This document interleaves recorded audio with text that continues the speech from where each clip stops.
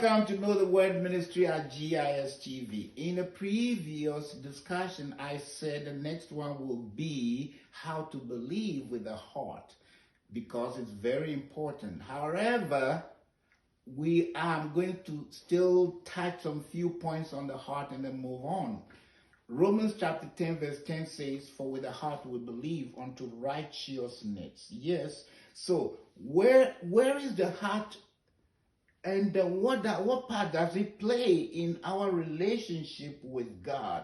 See, God has replaced our old heart with a new one, according to Ezekiel 36:26. And we see that the old covenant people could not come boldly to the throne of grace, as said in Hebrews chapter 4 verse 16. Why? Because they did not have the throne of grace. They had a throne of mercy, or the mercy seat, which was established in the Holy of Holies, which was in the second part of the tabernacle. And it was only the high priest who was permitted to enter into the Holy of Holies. Today, we are priests under Jesus, the high priest. Now we see the construction of the tabernacle, which is from Hebrews chapter 9, verse 1 through 7, how the tabernacle was constructed. The same layout, because it came from heaven and it was revealed to Moses from the mountain. The same layout was taken over to the temple in Jerusalem. However, today when you go to Jerusalem, that temple is but a wall which separates the Jews from the Arabs. No longer good. We can no longer worship there. And even so, are we always going to congregate to Jerusalem to worship? God said no.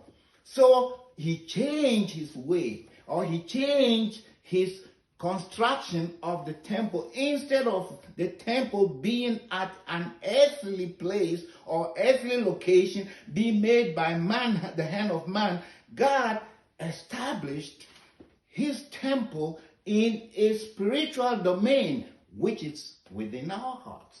There his temple is established. There his throne is established. So within the heart, instead of the mercy seat, we have the throne of grace. And that's why the Bible says, come boldly to the throne of grace. The throne of grace is not outside anywhere. It's within. That's where the Bible says, for the kingdom is within you. The throne of God is within you. That's why we can come boldly to the throne of grace. And we are permitted to come boldly to the throne of grace because we have a new covenant, number one.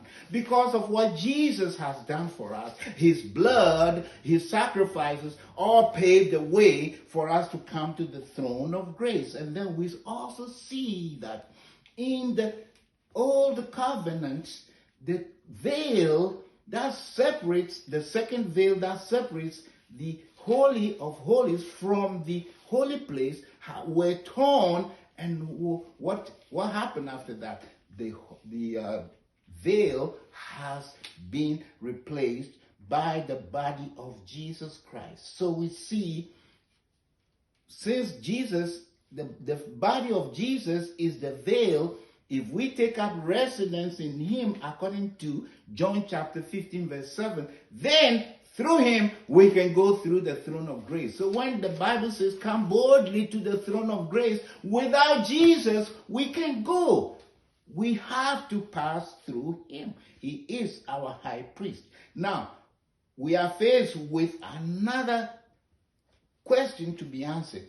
Come boldly to the throne of grace. The question is, how do I come?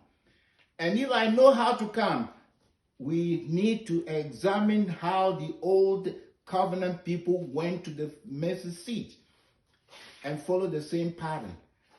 And then, while at the throne of grace, what am I doing there? Come boldly to the throne of grace. What is my mission at the throne of grace? We will examine that also. Until then, get wisdom, get understanding, Proverbs 4:5. And please, if this message is a blessing to you, share it. And Check us out at the YouTube site. Give us, subscribe to the channel. Give us some liking. And also Facebook. Give us some liking. Also visit us at godisspeaking.info. Thanks for your